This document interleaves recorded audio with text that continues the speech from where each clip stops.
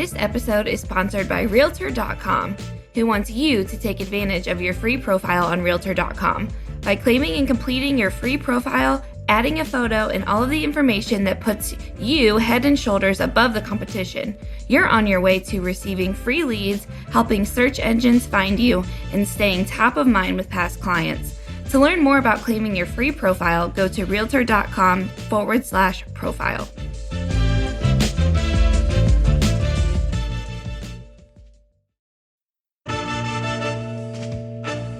Welcome to the Real View podcast, where Ohio Realtors connect you to innovators and influencers, keeping you with the real view of real estate. Whether you're a broker, agent, first-time homebuyer, industry leader, or just happen to stumble upon our podcast today, you can expect to hear tips, tools, tricks, interesting information, and so much more from the experts in Ohio's real estate game.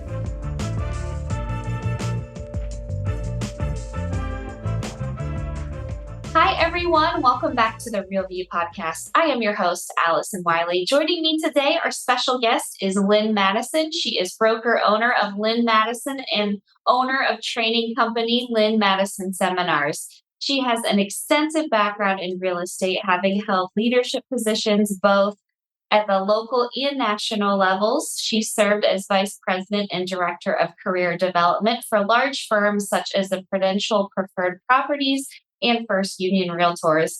Lynn is a seasoned instructor speaking at NAR conventions and teaching courses in multiple states. She's actively involved in various committees and councils, including the NAR Professional Development Committee and RPAC Participation Council. Her contributions have been recognized with honors such as the NAR Hall of Fame membership and multiple awards for her educational achievements and contributions to the industry. So if you can't tell, I'm really happy we have her on the show today. Lynn, welcome on. We are so happy to have you. Thank you so much for having me. I'm glad to be here. Yeah, and we're going to be diving into this topic, which is on the top of everyone's minds. I know here in Ohio, I'm sure, Lynn, in your experience where you are, that this is just, how can anything else be more important than where we are right now in this industry with knowing who we are and making sure the public knows who we are. But before we get started on this topic, I would love to hear a little bit more about you, how you got started in real estate, and what's led you to where you are today. Okay. So I've been doing this for more than 25 years and got involved pretty much the way everybody gets involved in the real estate business. I wanted to look at pretty houses. And then you realize very quickly there's way more to it than that. But so I was top producing agent, and then I became a managing broker for this big company that I worked for, and then their vice president of career development, and realized that although I never thought I would get into the training side of the business, I had a passion for it, and I just kind of went in that direction. So it is now, I guess right now, for what we're talking about today, I was tapped to be the lead author on the ABR course, the Accredited Buyer Representative course, and all of the changes that we made in the last few months to help all of our realtors with everything that we're all going through right now. This wonderful paradigm shift, as I call it, is given me the opportunity to not only take a deep dive into all that is going on and to help our agents, but also to learn so much as I've traveled all over the country and done everything with people from all over the country. Their good ideas are in my head. So it gives me the ability to be able to share some pretty interesting ideas relative to what we're here to talk about, which is our value proposition and those buyer representation agreements and all that kind of stuff. So I feel very lucky. I'm very lucky that I've had the opportunity to do that. No, that's awesome. And, as I mentioned, that's why I think you're the perfect person, to come and speak on this. And, I know I read your article, or what you were mentioned in an article that NAR had written in their Realtor magazine on this topic. And, as I mentioned, what could be more important right now than what we're dealing with, and to control what we can control. I think it's important, that we're doing what we can do on our end. We don't know what the outcome is going to look like. We don't know, the changes that are going to occur for us. We can only control what we can control. And part of that is learning how to articulate our value and what we bring to this process. And you mentioned kind of in your time researching and really diving into this. Maybe you can share a little bit. How did we get to this point? How did we get to this point where we weren't doing this? I mean, in your opinion, what do you think happened, or how did we get to this place where we were not articulating our value and that we're in this place of now we have to learn how to do that? I think human nature is you take the path of least resistance. And we were there for the buyers. We were so used to the listing agents being the ones who talked to the sellers about compensation. We went to our MLSs. There was an offer of compensation in there. I don't think that at any point in time, any one of us meant to set out to misrepresent anything. I think I'm working with the buyers. They're not writing out a check. Does that make it's coming out of the transaction? And it just kind of fell by the wayside. I know that sounds awful, but I keep saying no one ever told us to do it this way. We just grew into it. It did. And I don't want to turn this into a history lesson or we could be here all day, but it started with sub-agency a lot of years ago. When there was no buyer agency, we all worked for the sellers. The sellers were paying the agents who brought in the buyers because we weren't working for the buyers. What we should have done when we switched to buyer agency in the early to mid 90s is we should have changed it then, and we didn't. And then it just caught up with us. And like I said, I don't think any of us ever set out to intentionally mislead anybody. No. But it's come back to be a big, big deal now. Now it is. It is. And I think it was just so automatic, for so long that we were just going through the motions and we never, as crazy as it seems, there was never really that need. It was kind of just an unspoken thing that now all of a sudden it's become, okay, we have to speak about it. We have to talk about it. Right. And unfortunately, we've got so many of our agents, and I see them. I do everything. I'm from Illinois, and I wrote the 45-hour post-licensing training program we use here in Illinois. So I work with the agents when they first get their licenses, and then I teach continuing ed and I teach the designation courses. So I see them as they go through the progression of their careers. And I'm going to say some of our experienced agents are struggling with this more than our new agents are. They're coming in going, okay, you want me to get a buyer representation agreement signed? Where do I start? I'm sitting down with some of our experienced agents and they are really struggling. And it's really weird when you think about it, because it's the experienced agents that arguably have a deeper value proposition than the new agents do. So you would think it would be easier for the experienced agents to articulate their value proposition. By the way, there's a whole bunch of us trying to find a better phrase than that. So if you ever come up with one, Allison, please let us know. But everybody's got a value proposition. We just haven't had to voice it. So we're struggling with figuring out, I think, sometimes how to do that. Yeah, I think so too. And no one likes talking about how and why they get paid. I mean, those conversations are uncomfortable and different. And to have to bring that up, and especially when you're entering a new relationship, in a lot of cases, that's uncomfortable to have to start off with. You know what I mean? Is to sit there and say, hey, yeah, I want to work with you on your home ownership journey. And by the way, here's how I get paid and I want you to sign it right away. That's uncomfortable. And I think it's going to take some time to get used to. But once we get over this initial uncomfortableness, I think it'll really help and solve a lot of things for us. In your opinion, do both the sellers agents and buyer agents need to work on it? And you kind of hinted on this in the beginning, because seller agents there isn't as much need maybe, but tell me in your opinion, do both need to be working on this, or is there one that should focus on it versus the other? No, as a matter of fact, it has to be both sides. As a matter of fact, even in the ABR course itself, as we get into so we talk about the value proposition first, and then we talk about the buyer representation agreement and compensation.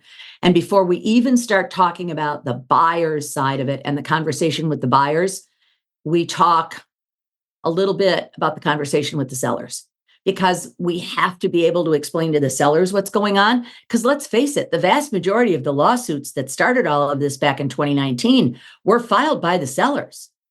Now we've got a whole batch of lawsuits filed by the buyers as well.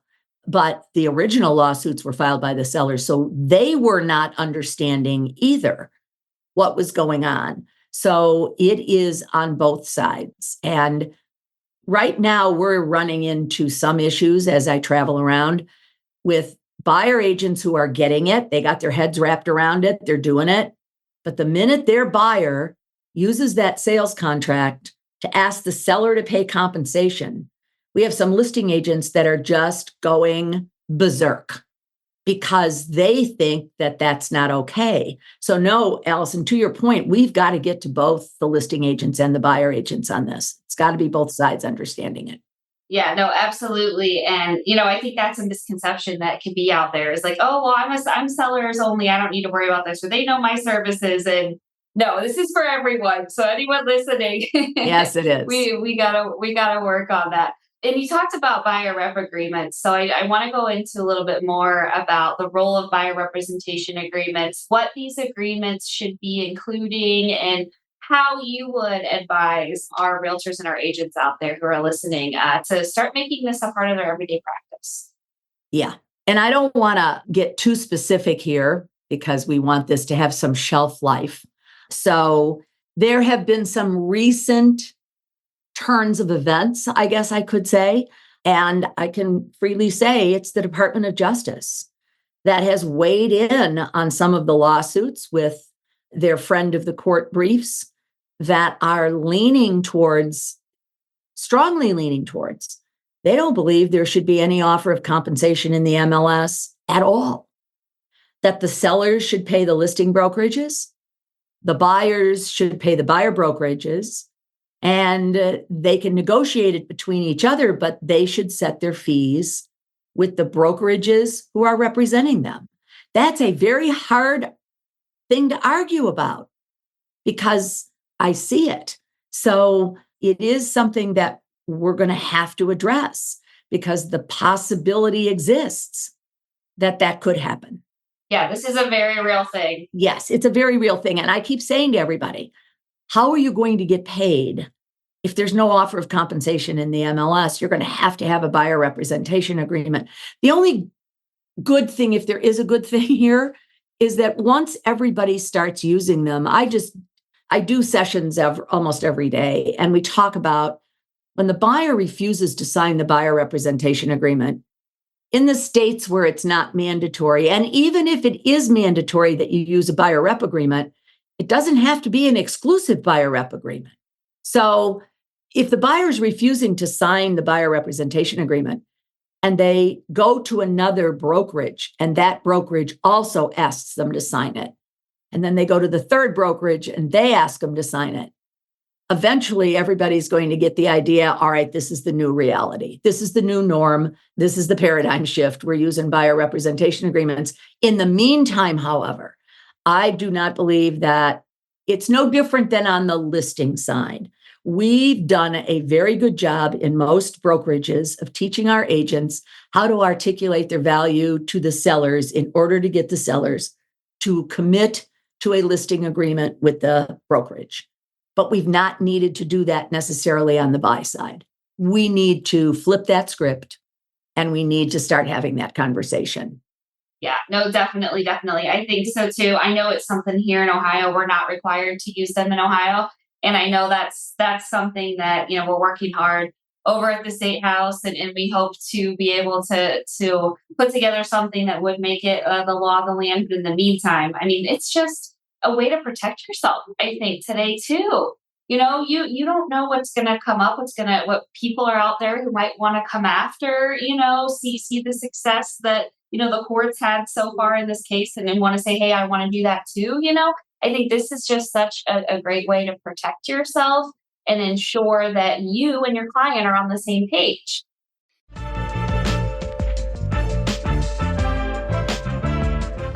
This episode of The Real View is brought to you by the Ohio Association of Community Colleges. Ohio's network of community colleges provides accessible training that accommodates the busy lifestyles of aspiring real estate professionals at half the price of a traditional university. With convenient locations in every part of the state, as well as online options, Ohio's community colleges are your smart choice for pre-licensing education. For more details or to start the journey to a real estate career, visit the education page at ohiorealtors.org and then click on the pre-license course locations.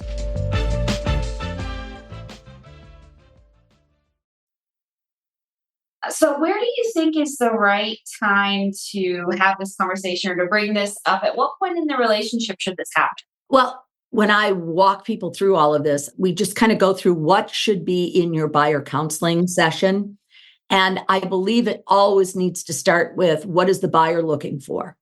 What does the buyer want out of this? Starting with, we've got to stop asking questions like, how many bedrooms do you want? How many bathrooms do you want?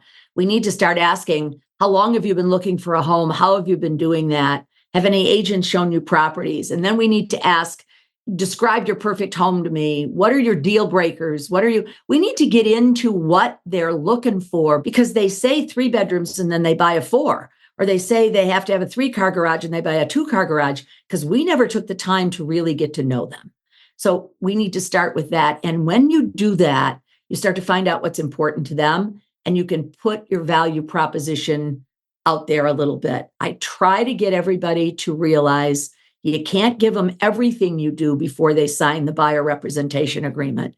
You have to say, this is what I will do to help you with that. And we'll go into that deeper once we get the agreement signed.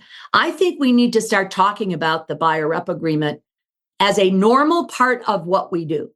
And one of the examples is that if I can give a really quick example. Yeah, please. One of the things that we have in the ABR course, and it's something that I've done forever, I pride myself in being someone who knows how to give good, solid advice to my client based on what's going on in the market. See, I believe that everything we do in real estate has to do with supply and demand.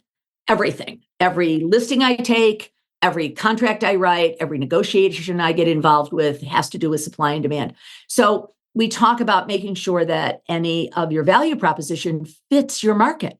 And buyers ask all the time, what's your, in this market, what's your plan? How do you help us get a house in a multiple offer situation? Because so many of them are losing houses in multiple offer situations. So very quickly, my example always is, well, it depends on your situation. For example, if I'm working with a buyer who's putting down 20 or 30%, going conventional, I would suggest that they would probably want to put up more earnest money, because more earnest money, it is a winning element to win the contract. Okay, to win the house. But if I was talking to a buyer who's buying FHA with 3.5% down and barely scraping together their closing costs, there's no way they've got the extra money. Why would I wait? That's not a value proposition to them.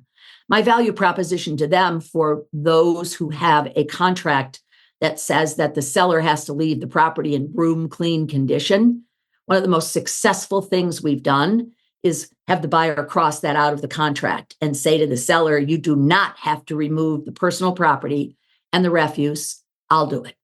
You just move your fine self and your stuff right on out of here. And that only costs the buyer, as I say it, some pizza, some beer, and maybe a dumpster if they and their friends don't have pickup trucks. Yep. But that's not a value proposition. That's not a suggestion for somebody who's buying an $800,000 house. So we need to understand that that's the kind of thing they want to hear from us. What are you going to do for me to help me be the person who gets that house? Because we got to make sure they understand they're not going to win on price in a seller's market. So I want the agents to look at all of the things they do. As a matter of fact, I think the agents right now, they should sit down with the next 3 or 4 buyers they have, and they need to literally write down everything they do and how much time they spend doing it, so that when they're done, they've got an idea of how many hours it took them to do their job. Part of these lawsuits are inferring that we as buyer agents don't earn our compensation. We earn it and then some. And our agents need to start tracking what they do. When they can quantify some stuff, I think they're going to be much better off. On average, this is how much time we spend doing that. This is what happens with our, And I don't think most of our agents can do that. I don't think they can. No, I don't think so either. That's great. And I was talking to one of our members last week, and she said to me, what one of my biggest pet peeves is when I hear someone say this house sold in a day, house sold in a day. Like that could not be farther from the truth. This does not happen in a day. And the course of what it takes to get someone into their dream house is never that quick. And it's never that simple. And it's never house sold in a day. And I'm just like, that is so true, when she said that. And I love what you said. And so it sounds like you recommend kind of tailoring your value proposition, your representation agreement to the specific client you're working with at that time. Yes, we do that with listings, but we have a tendency to not do that, I think, on the buy side. Like we're treating all of the buyers like they're the same, and they're not, just like all of our sellers aren't. Our sellers all have different reasons for selling. They all have different things they want out of it. Some of our sellers, it's all about the money. Others take a little bit less money if they don't have to move twice. Does that make sense? I mean, there's a lot of different things going on here, and we need to figure out what it is our buyers want and then tailor our value proposition to their needs. It's got to be about them. It has to be, because if they don't understand how it helps them in their home search and they're moving into their new home, it's going to fall on deaf ears because they're not going to understand it. So, and it takes time for our agents to do that, to figure all of that out. NAR does have a very, very good tool they can use for this, by the way. On competition.realtor, they now have the 105 things we do on the buy side. So I tell all of the agents when we're doing the courses and stuff, I want you to have a copy of it. And I want you to go through there. And as we're talking about, and we mention something, I want you to circle it on there or write it down, because that's how you're going to create your value. I want them to, when we're done, they should have, in my opinion, 4, 5, maybe 6, but no more than that, things that they can point to that are their value proposition. Any more than that, I think most of the buyers just it starts to sound like you kind of mentioned before, Allison, that we're just tooting our own horn. And it can't be about us tooting our own horn. It's got to be about everything we've done up until this point in our careers that helps us help the next buyer get their house. Yeah, I think that's a great way to look at it. And I think too, if you start listing too many, you're going to lose people. They're going to tune out, like no one has long attention spans these days. And they're going to say, okay, we're on reason 10. Like I'm daydreaming and my brain is off at the beach and I'm there with, like that's kind of just, I think too, putting it into smaller pieces, getting your top, hey, here's the top 6 things I'm really good at. And like that is a great way to look at it, and I think that's a great way to start. If you're thinking about how am I going to put this together, where do I even begin? What are some of those skills that you see your agents list or that you see as being that really high factor into why a buyer would want to work with a particular agent? Negotiating is absolutely one of them. And I kind of gave an example of that. But I'm going to go back to, I am still amazed at how many people, when I talk to them about supply and demand, is it a buyer's market? And it is not always a buyer's market in the whole town. It's not always a seller's market in the whole town. They've got to use their MLS analytical tool, whatever system they have in their MLS or built into their company information, to be able to explain to the buyers what's going on. So I had a buyer not all that long ago who had come to me after they had lost 4 different houses with 2 different agents. And I said, what's going on? And the Mr. Buyer said that it was unreasonable sellers. And I thought to myself, I don't think so, but let me see but I didn't say that. Come to find out, he had a brother who bought a house back in 2011 during the recession and told this young man, big age difference between older brother and younger brother, and said you should never pay more than 90% of list price because realtors always overprice the houses by $10,000 or 10% or whatever he said. And I went, that's not true. So I showed him in our analytical tool that our sellers right now are getting 104% of their list price, not 90%. And I said to him, did either of the other 2 agents ever share this with you? And he and his wife looked at me and went, no, it's the first time we've seen that. What a waste of time. Wow. Why wouldn't you sit somebody down who's getting bad advice from a loving, trying to help older brother, and explained that that was then, this is now, this is what's happening today in our market. And I sold him a house. And those are the kinds of things that are tangible. Those are the things that our agents need to show and give and tell stories. They need to use examples with their buyers of this is what happened with another one of my buyers. And this is why I'm showing you this. And this is why anybody who thinks that in today's market, in most cases, that you're going to be able to buy a house for anything more than almost 100% of list price. Right. Those days of low offers and getting money off. It's gone. Yeah. So those are the kinds of things I think that so it's negotiating, it's understanding how to read how to take the numbers and make sense out of them for the consumer, because they don't know how to do that. Why would they? They don't do this every day. So those kinds of things. And finding homes. One of the phrases I use all the time and have done forever is not all of the properties on the internet are available, and not all of the available properties are on the internet. And we've got to get the buyers to understand that. They think they're finding all the houses on the internet, and we all know that's not necessarily the case. So there are new listings that don't get up there right away. There's a lot of different reasons for what I just said, but we need to show that and explain that to the buyers. I want the agents to find those 4 or 5, or even if it's only 3 things they are passionate about. Not because I think they should do it, or you, or their managing broker. They've got to see value in it. Otherwise, they can't sell the value of it to their clients. They've got to see value. Yeah. And they have to be confident and proud in their skills. Yes. And I think that can be an uncomfortable thing too, is I should say, if you don't have a huge ego, you don't really like talking about this kind of stuff, or you can feel uncomfortable with it, or feel like you're bragging, or feel that, oh yeah, I don't want to talk about it, or, but I think that's where we have some work to do too, is just getting comfortable talking about it, learning what we're really good at, and being okay to share that with the world and saying, I am the best at negotiating. I am the best at finding homes that you might not find otherwise. Find those things, and it's okay to flex on yourself a little bit, I think, in this situation. It is.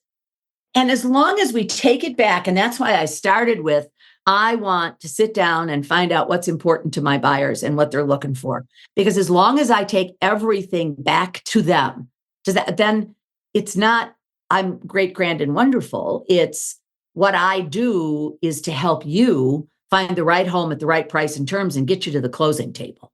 And that's the other thing. We've got agents who think their job is done once the contract is signed. And every one of us has been across the table from an agent who did pretty much nothing after the contract was signed. Mm-hmm. And it puts us in a position of having to do both sides when in fact we only represent one side. But getting it to the closing table and that's a large part of what we get paid for. And they don't hardly ever see that. The consumer doesn't, because we make that look very easy when in fact it's not easy at all. I have a friend of mine, I always relate it to, I'm the quarterback of because I'm a huge sports fan. So me too. I'm the quarterback of your team, and my job is to get the ball in the end zone. And I can't do that if I don't get all of the players going in the same direction. I have a friend of mine, she would know a football from a hockey stick. So she uses the example of a duckling swimming across the pond looks very calm, but its feet are paddling a mile a minute under the water to stay floating. And that's what we do. So whatever analogy they want to use, or metaphor, or whatever, they need the buyers to understand. And we have a tendency to do it. And I don't want to scare the buyers. I'm not saying that. But why don't we do a better job of communicating what we're doing? Yeah, and saying, this is a really complicated and a really tough process. That's right. There's a ton that goes into it. I mean, from start to finish, this isn't something that you can just do in a breeze. I mean, this can be very complex, very intricate, and have a lot of detail that goes into it. And why would you not want somebody there with you to walk you through that? And like you said, it doesn't have to be a scary thing. It just has to be like, hey, I know that, this is very intricate. Let me help you walk through it. It doesn't have to be a big scary thing. And yeah, and I think That's really important. But man, now I think we've laid out a really great blueprint for these agents into how they can really start using this and getting it out there. And I think the reality of the situation is this is how it's going to be moving forward. We got to control what we can control, as I mentioned in the beginning, and it starts with how we're presenting ourselves and our buyer representation agreements and what we're doing to communicate our value to our clients. And you had some really great tips. And definitely check out the ABR accreditation. I know that's something that's really great that's out there. I know that you mentioned you worked on that. Really great tool for our agents out there as well. But Lynn, I want to thank you so much for coming on, for joining me today. My pleasure. This was wonderful. I feel like there's so much more we could get into. I wish we had more time. Let me know. We can always do a part 2 and then if we need to. So no problem. Yes. There. Cool. No, that would be great. But thank you so much for coming on and sharing. I really enjoyed listening to you and hearing your thoughts and opinions on this. So thanks for having me, Allison. Thank you. And to all of our listeners, thank you guys so much for tuning in. We'll be back with you next week. Thank you for listening to The Real View. That wraps up today's episode. You can keep up with the latest on the podcast at ohiorealtors.org/therealview and on Apple or Google Podcasts, Spotify, or wherever you listen. Have questions, comments, or suggestions? We want to hear from you. Email us at podcast@ohiorealtors.org. We'll see you next time.